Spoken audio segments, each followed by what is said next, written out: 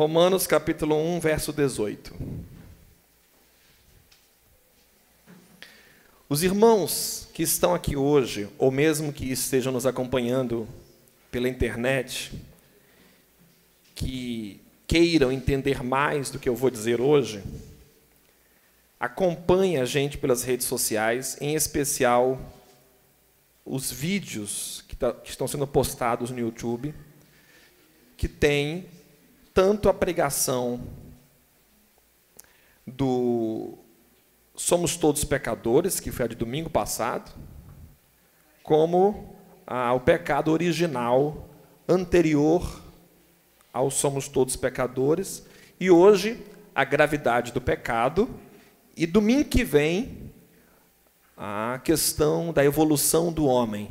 Afinal, para que nós existimos? Qual é a finalidade da nossa existência?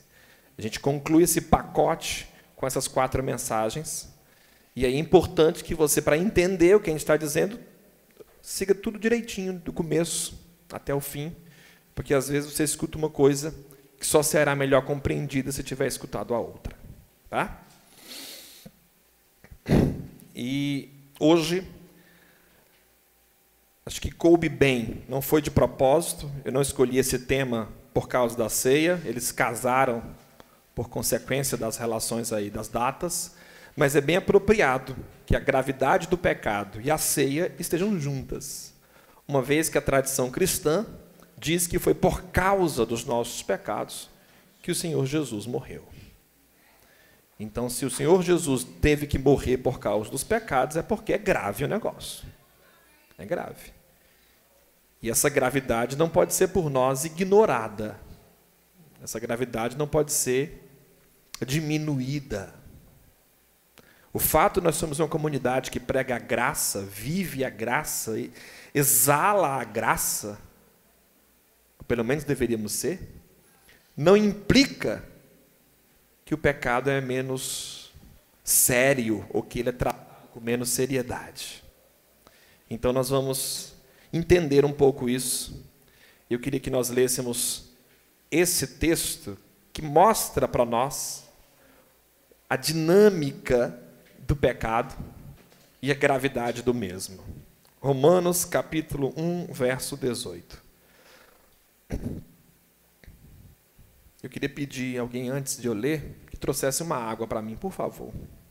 Eu estou com a garganta meio difícil aqui. Manifesta-se com efeito a ira de Deus, do alto do céu, contra toda impiedade e injustiça dos homens, que mantém a verdade prisioneira da injustiça. Porque o que se pode conhecer de Deus é manifesto entre eles, pois Deus lhe revelou. Sua realidade invisível, seu eterno poder e sua divindade, tornou-se inteligível desde a criação do mundo através das criaturas, de sorte que não tem desculpa. Pois, tendo conhecido a Deus, não honraram como Deus, nem lhe renderam graças. Pelo contrário, eles se perderam em vãos arrazoados e seu coração insensato ficou nas trevas. Já que tantos de possuir a sabedoria, tornaram-se tolos e trocaram a glória do Deus incorruptível por imagens do homem corruptível, de aves, quadrúpedes e répteis. Por isso Deus os entregou, segundo o desejo de seus corações, a impureza em que eles mesmos desonraram seus corpos. Eles trocaram a verdade de Deus pela mentira e adoraram e serviram a criatura em lugar do Criador, que é bendito pelos séculos. Amém. Por isso Deus os entregou às paixões aviltantes. Suas mulheres mudaram as relações naturais por relações contra a natureza. Igualmente, os homens, deixando a relação natural com a mulher, arderam em desejo uns para com os outros, praticando torpezas, homens com homens, e recebendo em si mesmos a paga de sua aberração.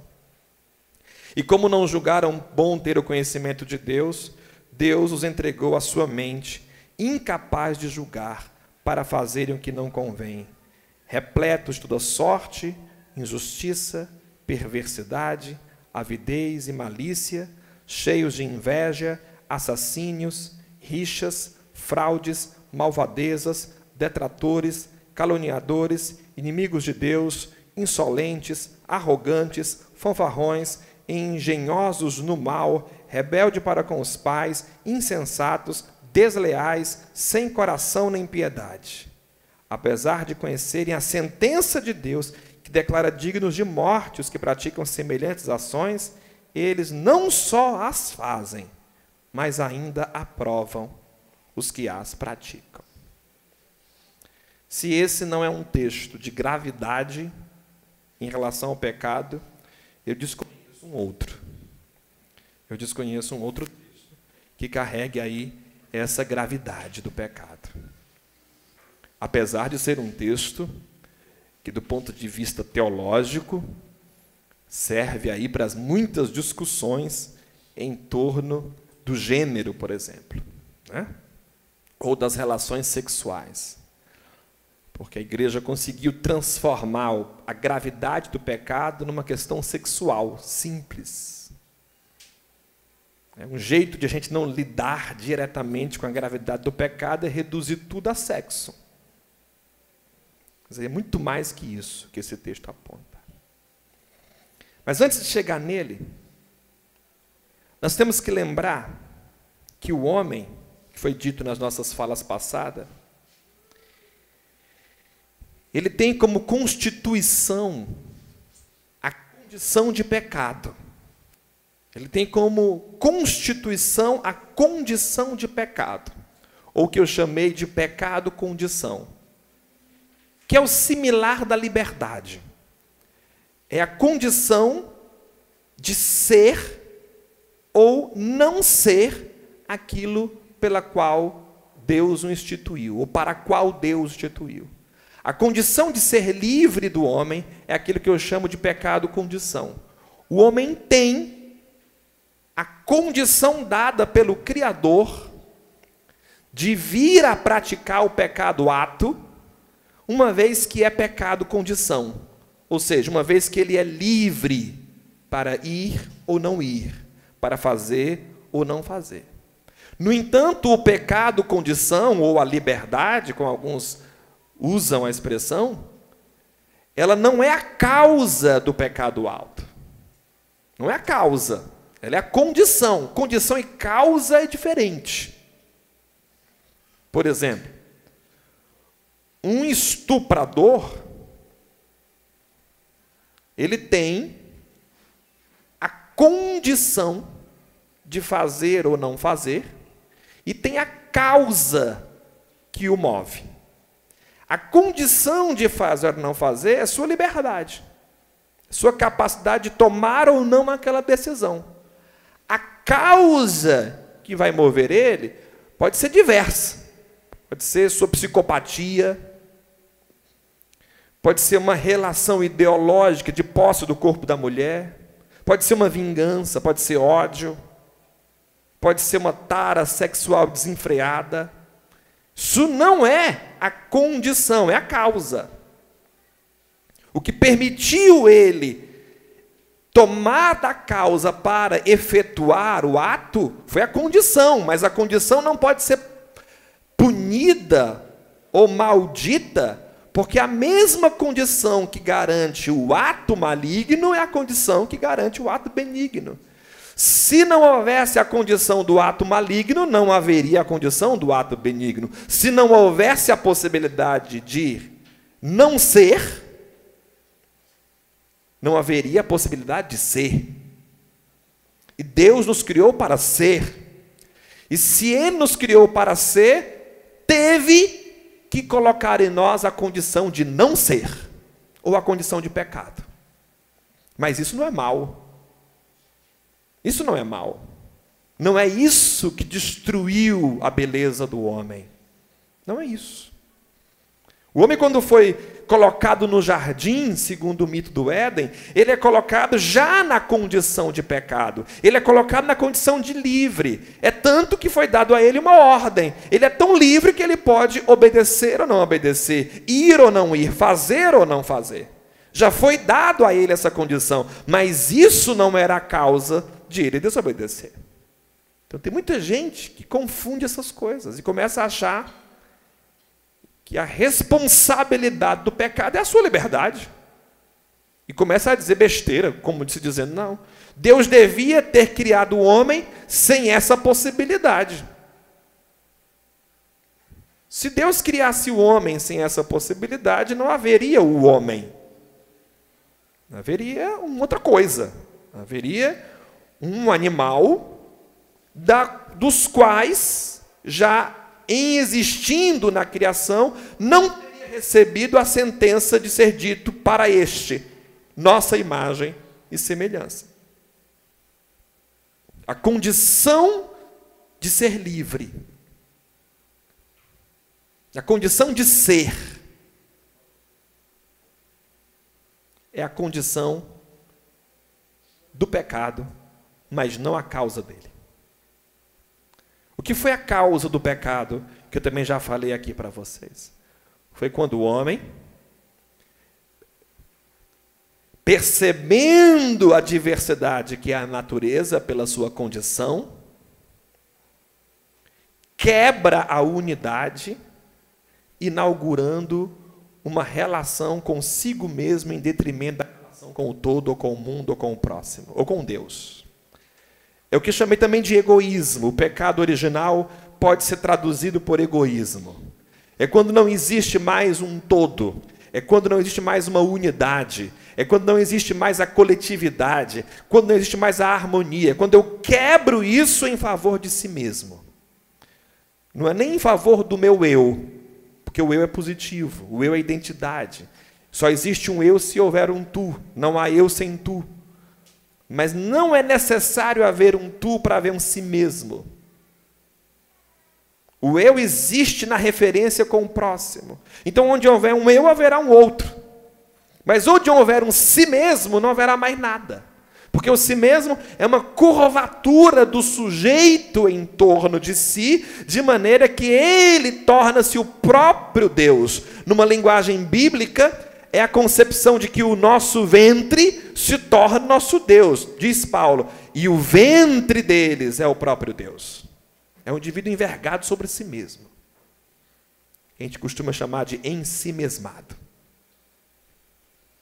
Essa condição do sujeito é que produziu o pecado ato. É quando o homem para de olhar para a relação, para o todo, para a coletividade, e enxerga apenas a si, ali está a causa, e não a condição, a causa do pecado. É o que a gente chama de pecado original. O que é a causa do pecado? O egoísmo. Não haveria pecado ato, se não houvesse egoísmo. Todo pecado é um ato egoísta. Todo pecado é um ato egoísta. Não é à toa que Jesus disse que o único jeito de a gente vencer o pecado é amando o próximo. Mais que o próximo, amando o inimigo. Tem coisa mais anti-egoísta que amar o inimigo? Porque o amar o amigo ainda é um ato egoísta. Afinal de contas, tem a ver com o meu bem-estar, tem a ver com o meu lugar de conforto, tem a ver com alguma coisa que volta para mim, tem a ver com algum benefício que eu tenho com aquilo. Aí, este ato egoísta, levado aos atos, levado à prática de atos movido por esse egoísmo, começa a instaurar no mundo a cultura do pecado. Partindo do mito do Éden, nós temos o início da cultura estrutura do pecado, que são atos surgidos do solo do si mesmo. São atos surgidos do solo do egoísmo. Primeira coisa que acontece quando o homem age sob a força do pecado, a primeira coisa, primeira gravidade do pecado, quando o homem age, quando o homem atua sob essa condição do egoísmo, é que ele perde a si mesmo. Primeira coisa que o homem perde quando ele peca, primeira coisa que acontece na vida dele como efeito grave do pecado, é que ele perde a si mesmo, ou a sua identidade una. Ele passa a se enxergar polarizado, dividido, recortado, como se já não fosse mais um. O mito do Éden diz que quando eles comeram do fruto, quando os dois comeram do fruto, porque tinha que ser os dois. É interessante, quando um come, o efeito não se dá. O efeito só se dá quando os dois comem. Porque implica que houve uma quebra de unidade. Primeira coisa que acontece é que eles se veem nus. Isso é uma expressão interessantíssima. Porque eles não eram cegos. Se eles não eram cegos, eles já se viam nus. Não aconteceu nenhuma mágica, nenhuma roupa espiritual foi tirada deles, eles se viram nus. Eles já estavam nus, e bem nus. Não estavam com nenhuma folha, estavam plenamente nus. E de repente podia até ter folhas, mas a folha não era para esconder nudez. Talvez era porque era esteticamente interessante. O fato é que não havia nenhum problema deles com eles mesmos. Quando o texto diz que eles se viram nus, e isso é acompanhado de uma condição de esconder-se, sentir remorso, culpa e vergonha, o que está posto ali é que aquele ato de pecado destruiu a primeira relação de unidade que o sujeito tem, a relação com ele mesmo.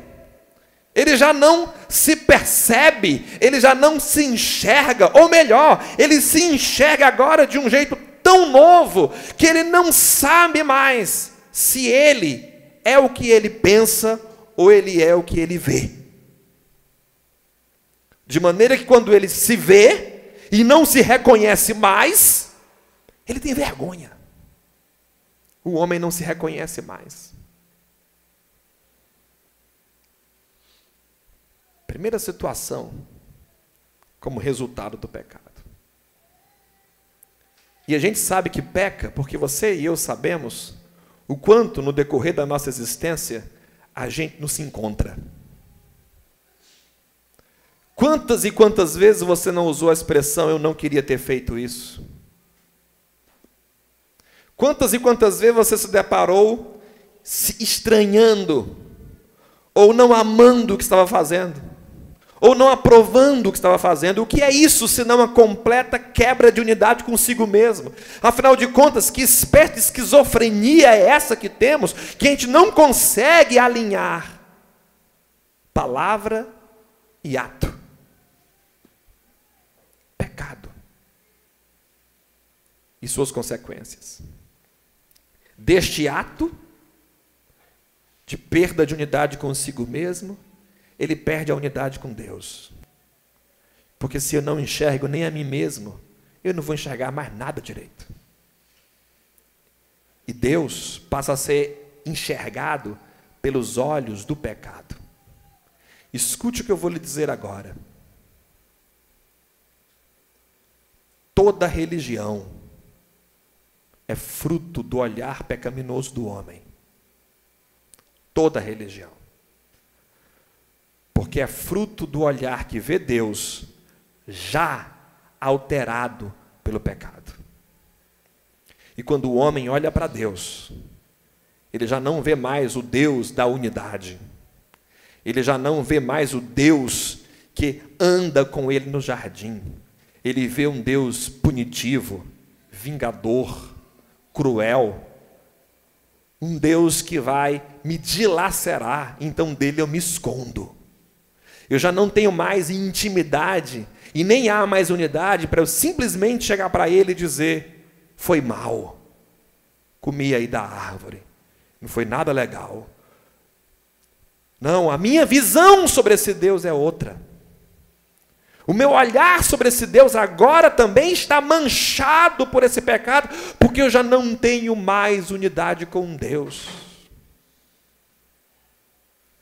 O homem perdeu completamente a sua unidade com Deus. E nascia ali a religião. Porque na hora que o homem se vê assim, e ele enxerga Deus desta forma, o que ele faz? Meios de tentar se relacionar com esse novo Deus que ele criou.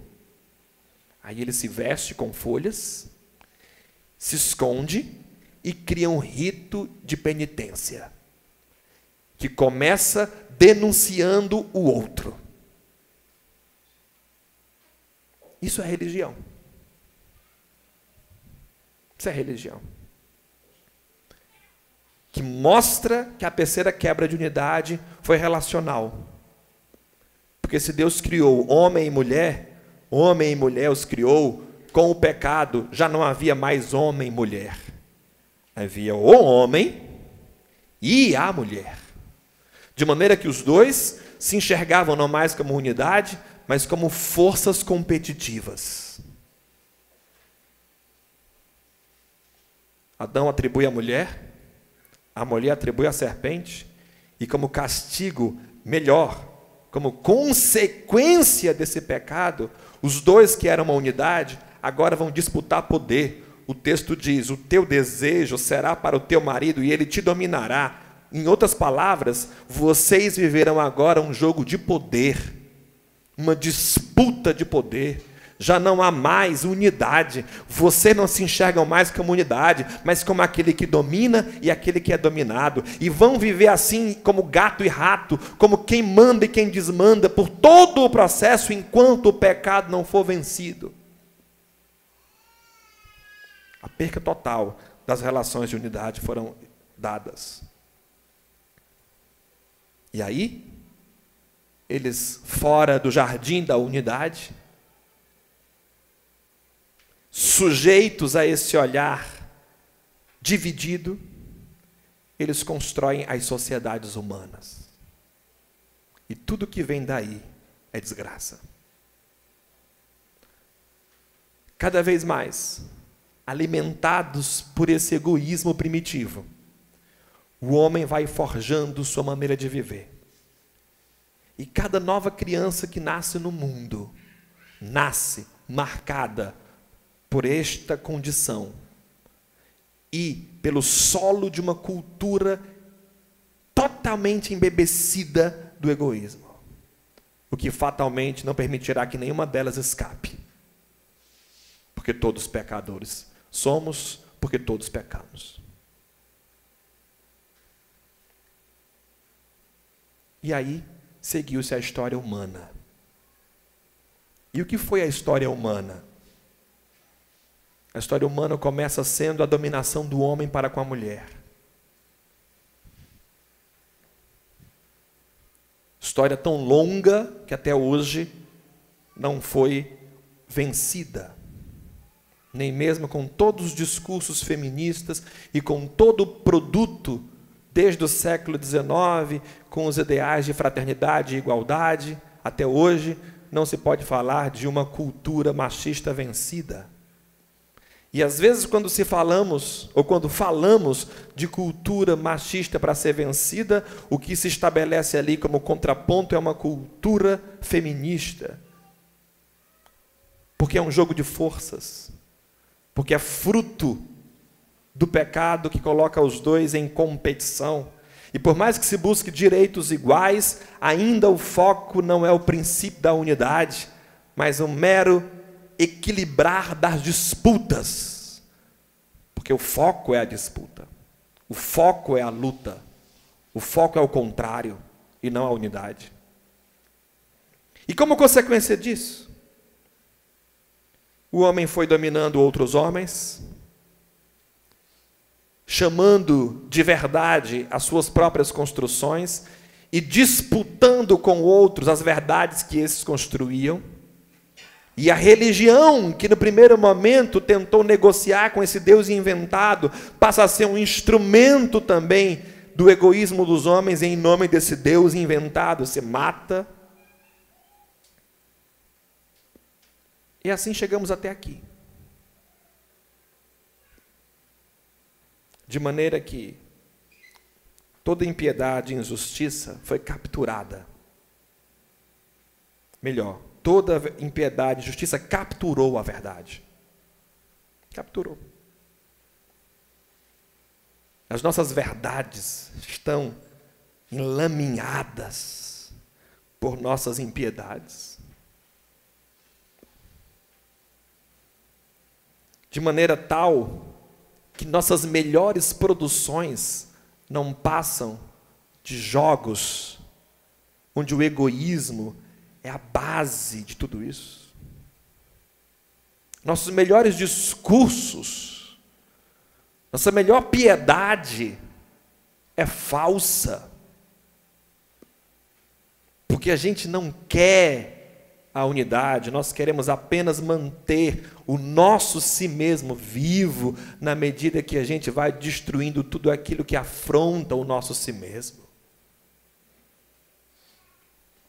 Seja a religião do outro, seja o outro, seja o jeito do outro. Mas a gente desonra a Deus. Desonra a Deus na medida que encaixa Deus nos nossos esquemas egoístas. Quando o texto diz que eles adoram mais a criatura do que o Criador, eles não estão falando simplesmente de idolatrias ou culto de imagens. Eles estão falando do cristianismo também, quando a gente chama Jesus para ocupar o centro do nosso egoísmo e corresponder ao nosso povo, ao nosso grupo, ao nosso gueto, para tentar atrelar Deus aos nossos desejos capitalistas, para tentar chamar Deus a ser parceiro de nossas vaidades. Porque aí Jesus e Deus, o Deus judaico-cristão, vira apenas um discurso para a gente se sentir bem. Porque a gente quer se sentir bem, eu quero ir para uma igreja e me sentir bem, eu quero tranquilidade, eu quero paz, e dane-se o resto do mundo. Que o resto do mundo vai se ferrar, porque é próprio que se ferre, afinal de contas eles não querem Deus. Foi ela, Senhor, a mulher que tu me deu, são eles, Senhor, que não te querem, porque eu estou aqui, olha como eu cantei hoje, eu cantei tão lindo.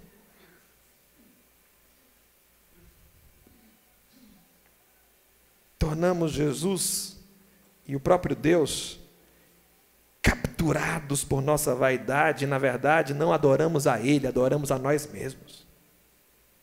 Jesus só é interessante se Ele não nos incomoda.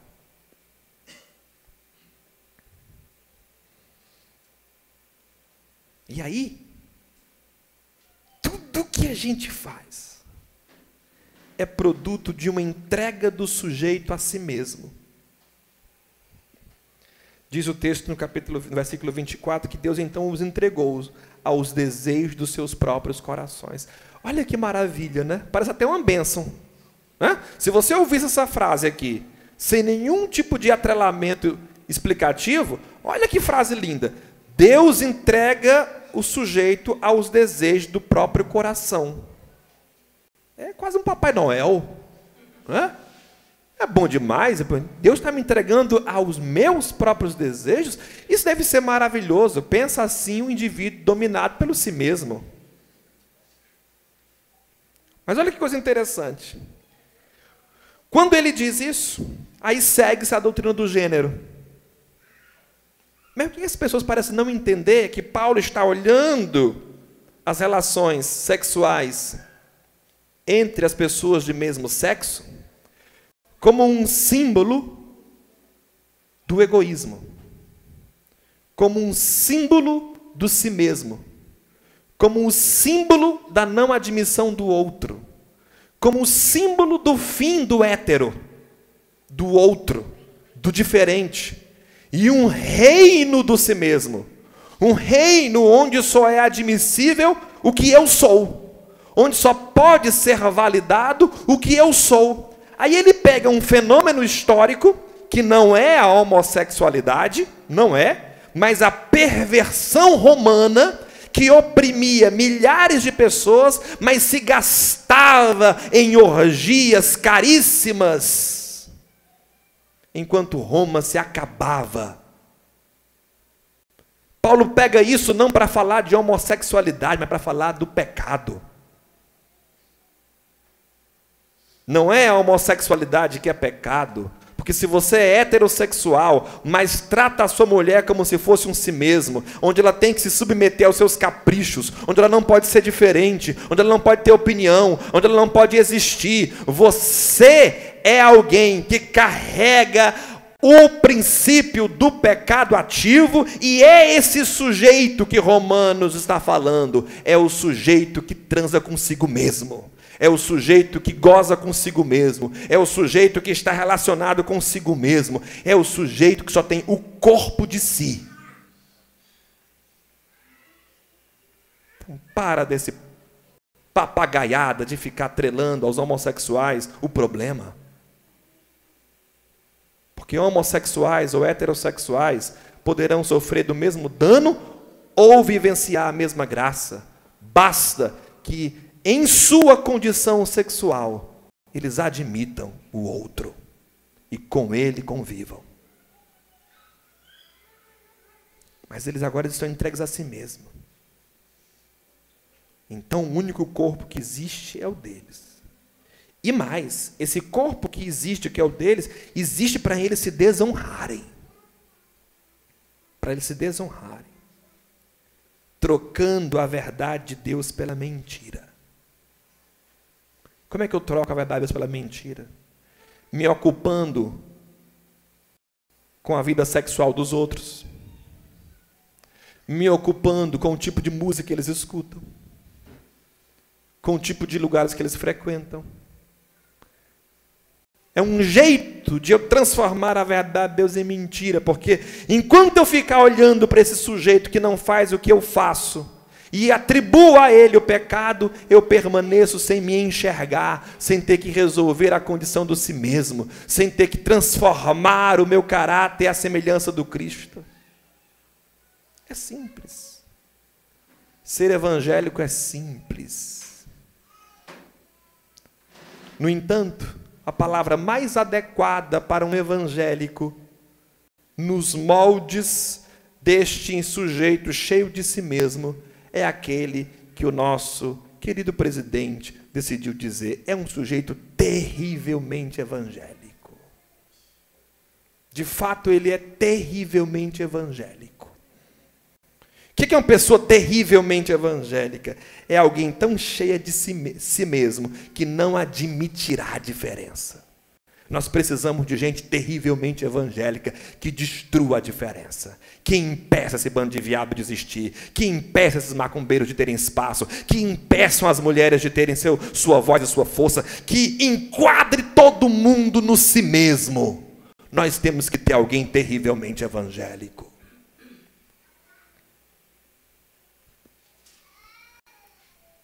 Brasil do século 21, produto da gravidade do pecado.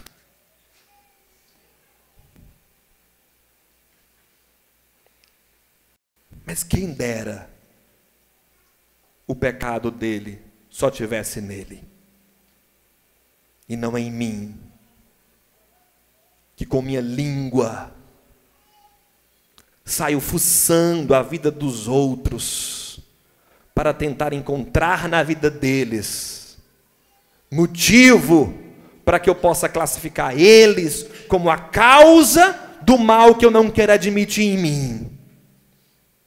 Quem dera o nosso problema fossem os políticos. Afinal de contas, eram só 513. Quem dera fosse só isso. Mas o nosso problema é que nós somos iguais.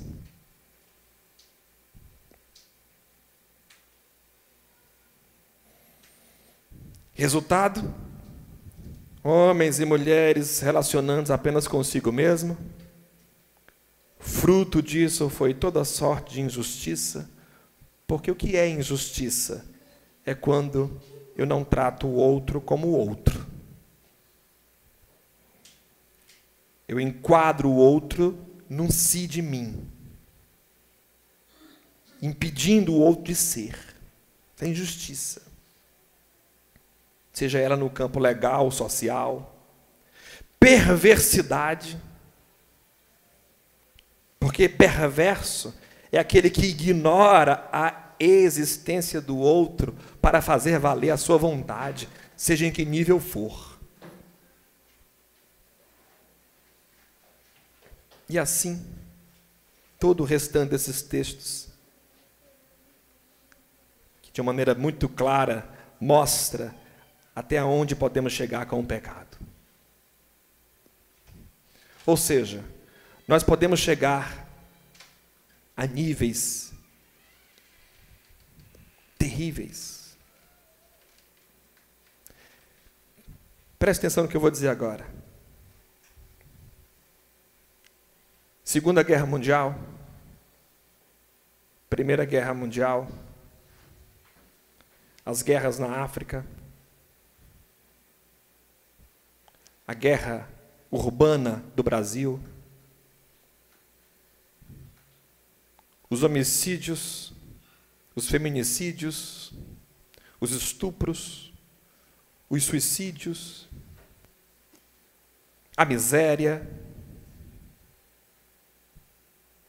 aquelas violências que deixa cada um de nós besta quando a gente vê no noticiário, de filhos que matam pais, de pais que matam filhos.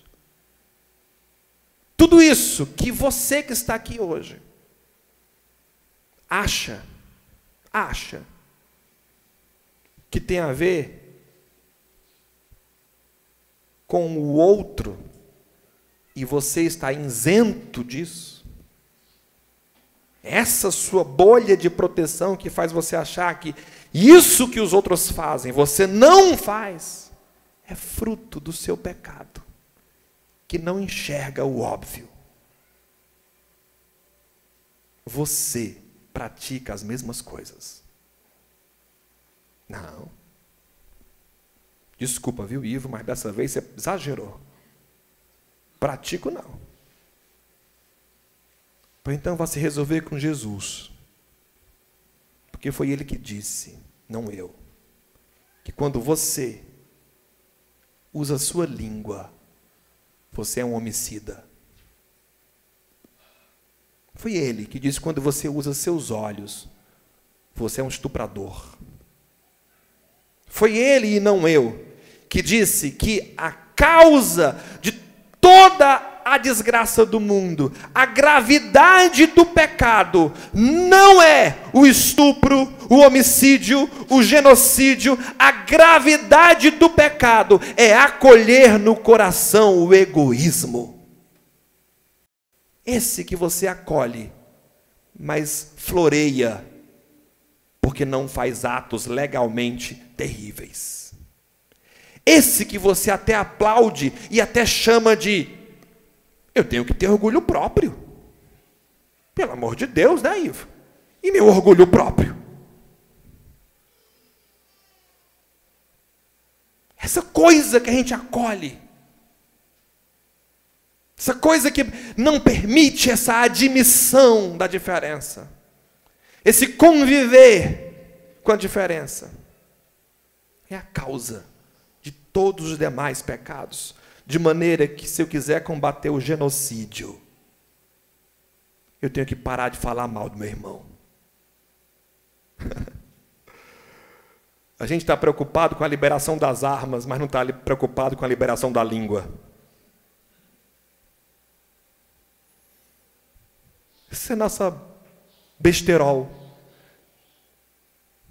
Por isso que Jesus não discutia política, já percebeu? Se você perguntar, Jesus estaria de que lado em relação às armas? Eu diria que ele não estaria de lado nenhum. Porque ele iria lá na fonte do pecado E uma vez resolvida, a discussão sobre armas nem existiria, porque armas não existiriam para serem liberadas. Então a questão não é dessa ordem, a questão é onde é que está a fonte, e a fonte está no egoísmo. A fonte está no si mesmo.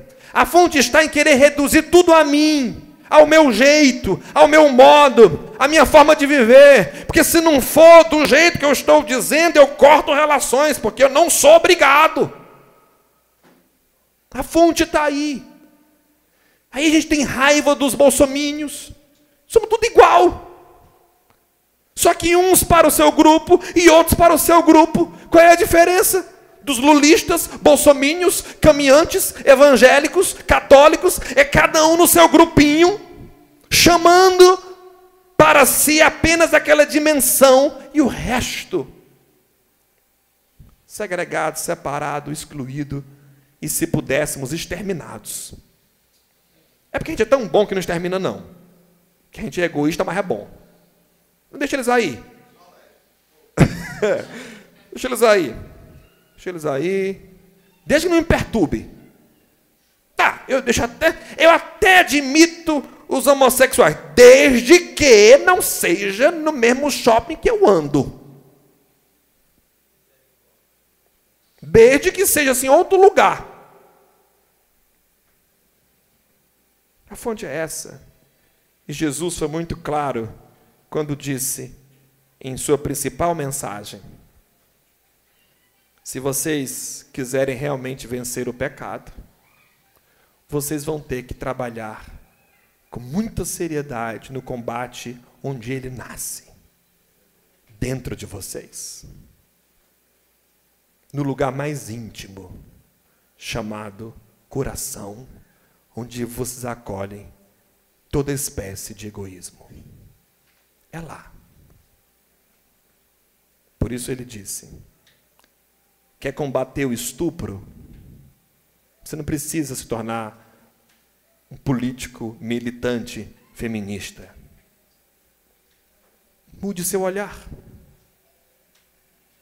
Olhe diferente. Pare de olhar as mulheres como se fosse um pedaço de carne que você vai consumir num próximo momento. Aí você combate o estupro. Quer combater realmente o homicídio? Para de acolher no coração raiva. Para de acolher no coração dissensão, discórdia. Para, que aí você combate o homicídio.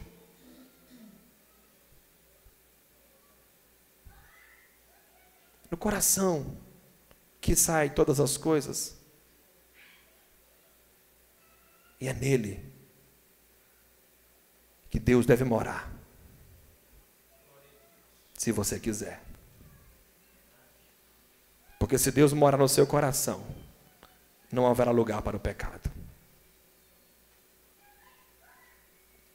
Hoje de tarde, mais uma vez, e eu preciso confessar isso para vocês, porque isso tem me alcançado há alguns dias, um cansaço me bateu.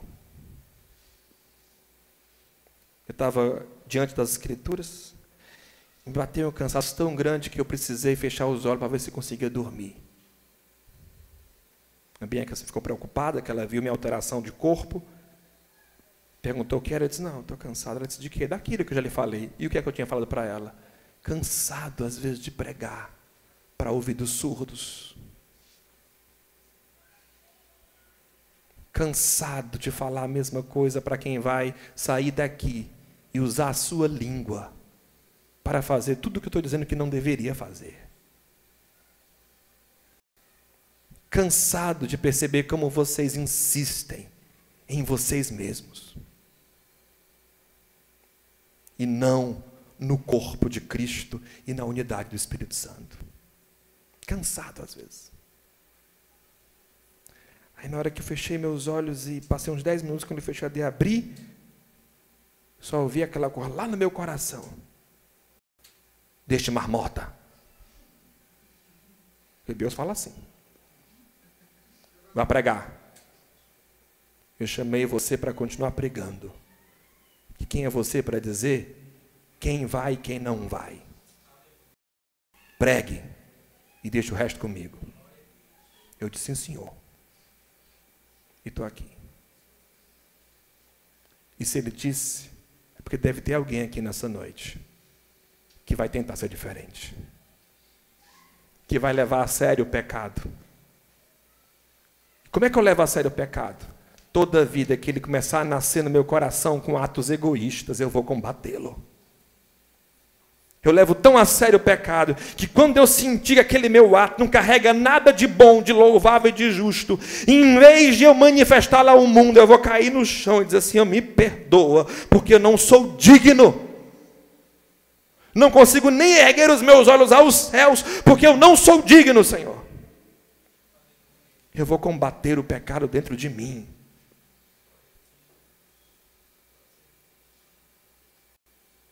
E aí, se eu amar, que é o antídoto do pecado. Qual é o antídoto do pecado? Amar. Mas não é esse amor aí que você canta nas canções, não, viu? Esse amorzinho aí, floreado, do eu te amo. Não é nem da Marília Mendonça, e nem de uma música de louvor. Nem esse amorzinho aí, não. É o amor que de verdade combate os atos de egoísmo que eu tenho para com o próximo. Esse é o amor de verdade. Eu não preciso nem sentir nada por ele, nem nada. Escuta o que eu estou dizendo. O verdadeiro amor nem precisa ser sentido. Ele só precisa ser praticado. Eu posso não sentir absolutamente nada por você a nível de afeto, porque você é chato pra caralho. Então eu não sinto nada, mas meu coração não permitirá que eu haja com você como quem age comigo mesmo, como si mesmo. Eu vou agir com você como um outro, a quem eu devo honrar, reverenciar. Não vou estabelecer afetos, porque gosto é gosto. Mas, meu amigo, eu darei a minha vida pela sua. Isso é amor. Eu prefiro 1000 vezes quem me salve do que quem me abrace. Eu prefiro 1000 vezes quem me socorra do que quem diga, eu te amo. Se puder dizer as duas coisas, melhor. Se puder dizer, eu te amo, e me socorrer, me abraçar e me salvar, está no lucro. Mas eu não quero os copos limpos por fora dos discursos do eu te amo. Eu não quero os copos limpos por fora dos abraços fraternos e ter o interior podre de inveja, dissensão, discórdia, mentira e engano. Eu não quero. Porque eu não quero isso para mim. Eu não quero ser assim. Então, Senhor, limpa o copo por dentro. Limpa o copo por dentro. Porque por fora a gente já ficou expert em limpar. Limpa por dentro, porque a gente não sabe ainda. Quando Jesus estabeleceu a ceia, ele fez algo impressionante. Ele disse, isso é o meu corpo, que é dado por vós. O que ele estava fazendo naquele momento? Restituindo a unidade. Não haverá mais o meu e o seu, o homem e a mulher. Tudo volta a ser um corpo. Tudo volta a ser um corpo. E a força desse corpo é o amor. Porque eu estou fazendo isso porque amo. E assim como eu amo, e dou a minha vida por vocês, vocês devem fazer o mesmo. E todas as vezes que comerem do pão e beberem do vinho, lembrem-se disso para viverem a realidade da unidade. Por que a ceia é o ponto alto de uma comunidade cristã? Porque ela representa a unidade. de que nós somos um só corpo. Nós somos um só corpo. E seremos assim até o fim, quando não haverá mais o mar que separa, onde haverá um só Deus e um só povo. Amém? Que o sangue de Jesus te purifique de todo o pecado. Se você entendeu o que eu disse, você vai tomar a ceia hoje como quem clama